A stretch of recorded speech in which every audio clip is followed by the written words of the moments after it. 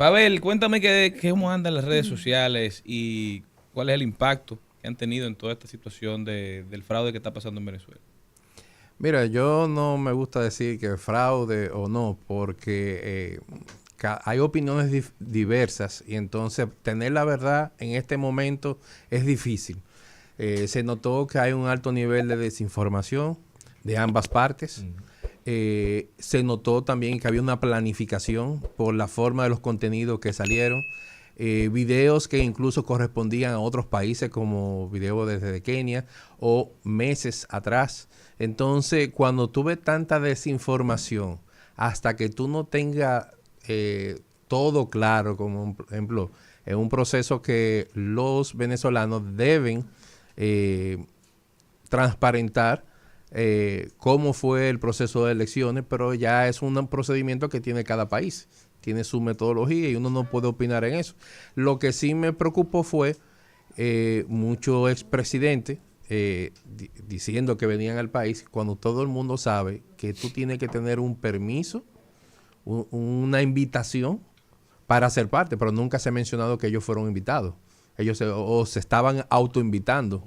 Y entonces es Pero muy un ciudadano delicado. libre puede entrar a un país que el acceso no está limitado. Pavel, Mira, ellos iban a volar simplemente y lo que había sucede, elecciones. lo que Si es un sucede es país que, libre, digo. no, sucede que cada país tiene sus políticas y hay que respetarlas. Lo que sí se notó que había una planificación en este tipo de contenido, el desarrollo de contenido y cómo se están utilizando las redes sociales para la desinformación o para favorecer a un grupo determinado. Recuérdense que aquí lo que se está no es viendo la democracia, sino quién se va a repartir los recursos naturales que tienen, por ejemplo, el petróleo y la minería, que es un recurso muy importante, muy apetecido por muchas naciones. Entonces, en el fondo no es un tema político, es más bien quién se queda con este poder. Bueno, lo que pasa es Y que yo creo, Pavel, que hay un tema de que hubo elecciones, de que el órgano rector no ha sido transparente con la publicación de las actas en un proceso que fue digital, donde se supone que usted tiene los resultados de inmediato. Entonces, hoy es el día, hoy es la fecha todavía, donde no sabemos del CNE, de la CNE, cuáles fueron los verdaderos resultados. Emitieron unos porcentajes y con unos números aparentemente acomodados, porque tú que eres estadista, que maneja datos, sabes que esos números tan perfectos, creo que fue un 51.1.9999 y un 42.1999, como que pusieron los porcentajes y luego establecieron la cantidad de votos. Entonces, yo creo que esta es la oscuridad que tiene la gente hablando de un fraude, porque no se bueno, puede pero saber, no ha habido la transparencia necesaria de quien tenía que darla. bueno, pero también la oposición tiene que presentar esas actas. Entonces yo no le puedo ni favor ni en contra porque yo no tengo la información. Claro, No, en tu yo, por caso, ejemplo, yo siempre me gusta hablar con datos. Y los datos es lo que me va indicando, me va orientando. Sí pude desde un principio notar que había un interés de desinformar. Ya cuando tú ves que esto está dentro de una estrategia de comunicación digital, hay que coger las cosas con su pinza. Porque podemos caer, incluso yo he caído en situaciones que creo que tengo la información y cuando veo que es una desinformación. Por eso hay que tener mucho tacto en este proceso democrático, porque si fuimos tan rápido para reunir la OEA, ¿por qué no somos tan rápidos como Haití? Que Haití sí tiene una situación mucho más grave que la misma Venezuela. Entonces, Venezuela para los venezolanos, pero en el tema de data, sí lo interesante es la alta participación de presidentes y expresidentes a nivel digital. Fue una alta participación. Como en este proceso TikTok superó a nivel de posicionamiento del engagement y la participación, superó incluso a Twitter, con temas donde, políticos. perdón, X, vamos a aclarar, con el tema de Venezuela, este tema político, y cómo está cambiando las redes sociales a la hora de posicionamiento de contenido. Nunca habíamos visto un proceso de elecciones como ahora, como TikTok, si cogemos los 10 principales contenidos de engagement que fueron los más relevantes, de 10 9 fue TikTok. Y esto sí llama la atención en el mundo digital, cómo esta plataforma está teniendo una alta relevancia. Y es bueno aclarar que X es donde se generó la mayor cantidad de contenido. Es decir, podemos decir que el 98% del contenido fue en esas redes sociales. Y lo interesante es que los contenidos de Venezuela fue el tercer lugar. Colombia fue al inicio el mayor generador de contenido, seguido de España y después Venezuela. En el caso de Leonel Fernández, que aparte de los memes que se hicieron de él y todas las cosas, ¿cómo fue su reacción ante las redes sociales? ¿La gente cómo lo tomó? ¿Fue más positivo que negativo o más negativo que positivo? Cuéntame tú el termómetro que tomaste de él. Mira, lo primero es que en el tema Leonel Fernández tiene un serio problema de estrategia de comunicación digital. Yo me aconsejo que busque profesionales, que lo asesores. Usted es un político, un experto también en temas de comunicación, pero veo una gran carencia en esa parte porque las crisis de imágenes, más ahora que es el que dirige un partido y que fue un candidato presidencial que ahora mismo está en un segundo lugar, tiene que cuidar su imagen. Y su imagen quedó muy negativa en este proceso.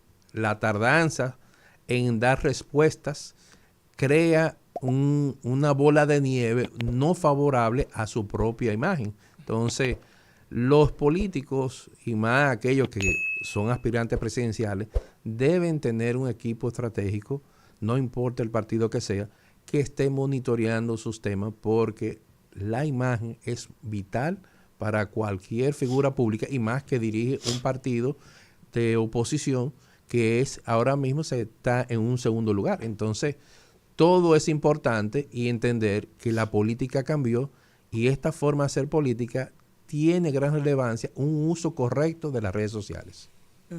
En el caso del PLD, que también se pronunciaron acerca de ese... El PLD tiene un problema grave también en el tema comunicacional, siendo uno de los partidos con más experiencia, con un equipo de políticos y profesionales que demostraron cuando estaban en el poder tenía un buen manejo, pero cuando ven la oposición parece que son principiantes. ¿Y no será eso una estrategia como a propósito?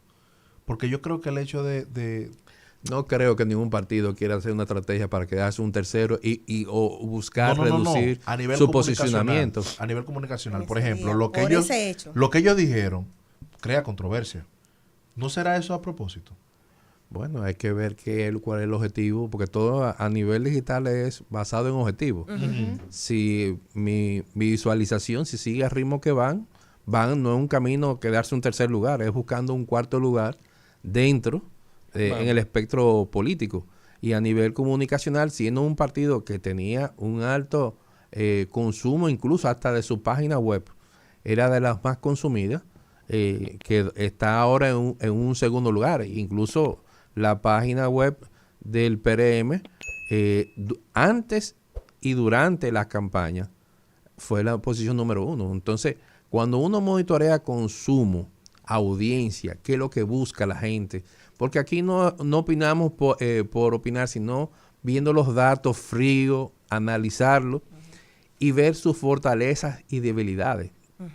Cuando un partido con alta experiencia tiene un mal manejo, te están diciendo que no tiene una estructura e incluso, podríamos decirlo, un departamento, para ponerlo algo básico, que tiene que ver con el mundo digital. Hay que hacerle caso a Pavel y dejar de cometer esos errores simples. Pero Pavel, con el tema de Venezuela, ¿qué tan vigente sigue hoy, por ejemplo? Bueno, sigue tan activo que estamos hablando que son millones de publicaciones en el mundo entero, en todos los idiomas. Yo lo que busqué en español, y déjenme decirle, no hay un país en el mundo, además, aquí se publicó desde Groenlandia hasta en el Polo Sur, en la Antártida. Así que no hubo un lugar donde hay conectividad que no estuviera publicando.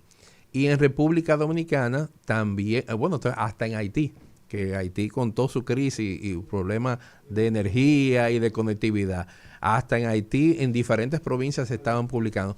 Todo el mundo está, porque que ya somos, es un mundo globalizado que está opinando y generando opinión en este sentido. En la clase política que incluso estaba durmiendo, salieron como fieras, pero eso le da vigencia. Y eso, por eso, no es únicamente lo que pasó algunos políticos defendiendo una posición dentro de Venezuela, sino que muchas figuras aprovechó el momento para sonar, como decimos nosotros. Y es que el posicionamiento a nivel de redes sociales ha permitido a muchas figuras que ya incluso fueron expresidentes tener relevancia. Y entonces aquí la pregunta es, ¿usted está haciendo defensa de la democracia o buscando relevancia a nivel político y posicionamiento? Todo eso se debe de evaluar. Pero sí lo interesante es que las redes sociales están transformando y sigue transformando la forma de hacer política. Las redes sociales y el Internet en sentido general, porque las páginas web, generación de contenido informativo, mucha desinformación surgió en el tema de Venezuela, y esa es la parte más preocupante. Incluso escribí un artículo que nos enseña el tema de Venezuela, es que debemos seguir fortaleciendo nuestra democracia, seguir fortaleciendo la institucionalidad, seguir fortaleciendo la transparencia y seguir reduciendo los niveles de corrupción que puede existir en la República Dominicana. Dos figuras aquí en República Dominicana para que tú me digas cómo sea la gente dominicana, cómo se ha comportado respecto a ellos. OEA y Almagro y sus declaraciones aquí en redes sociales. ¿Qué impacto han tenido? Hay que retirar a nuestro embajador en la OEA. Es un dinero que se está desperdiciando. Dime. ¿En dónde? En la OEA. OEA. Dime, ¿qué impacto han tenido? Mira, ¿qué te puedo decir? En el tema de República Dominicana en la OEA hay una política que tiene nuestro gobierno que debemos respetar,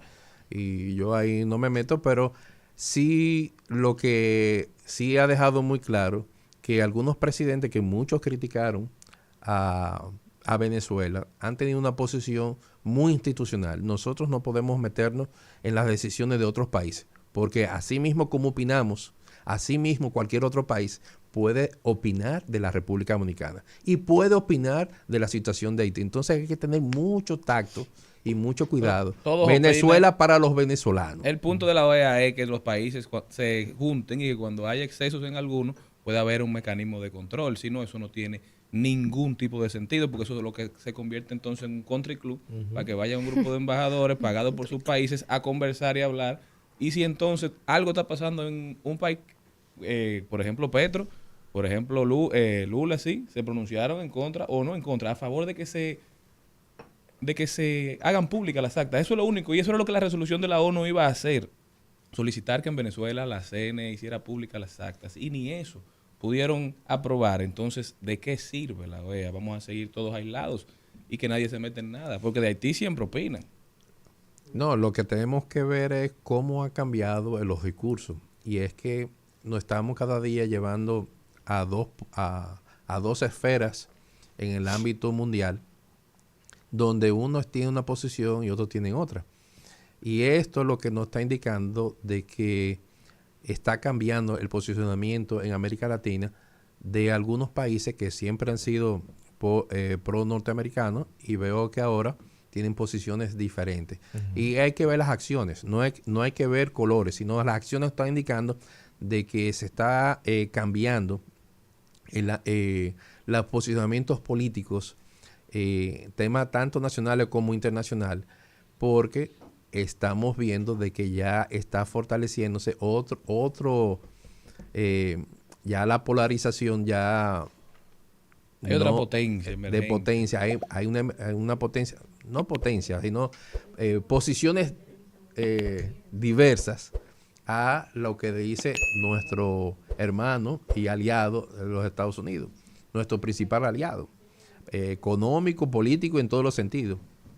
Pero también tenemos que aprender a escuchar otros puntos de vista. Y el tema, lo que sí me preocupó del tema venezolano es el alto nivel de desinformación para fortalecer a un grupo de oposición, independientemente que tenga o no tenga la razón.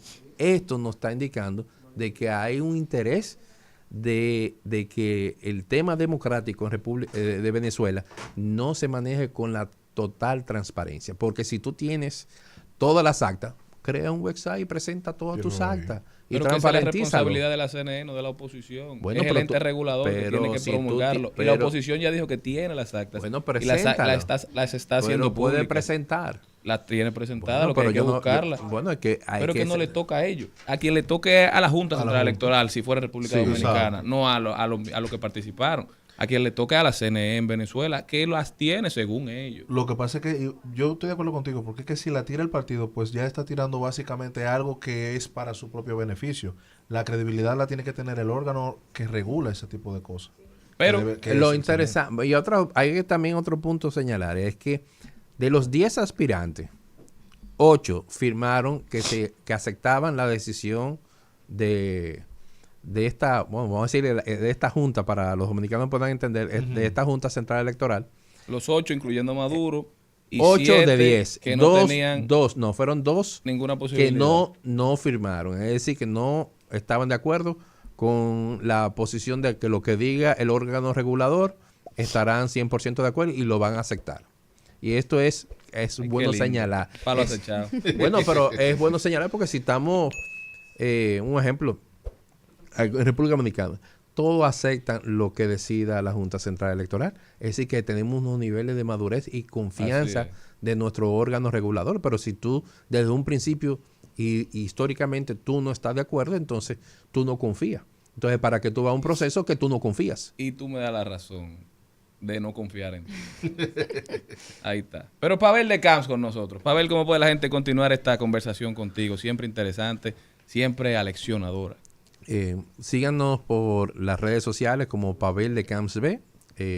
Me gustaría que también nos sigan en LinkedIn, que estamos publicando contenido donde buscamos el fortalecimiento de la democracia. También monitoreamos los temas nacional e internacional basado en datos. Y los datos es que no pueden decir ese sentimiento positivo o negativo sin involucrar nuestro propio pensamiento La pasión y los sesgos. exacto. No sesgar, sino basando en datos y que la sociedad, la mayoría, es la que decide.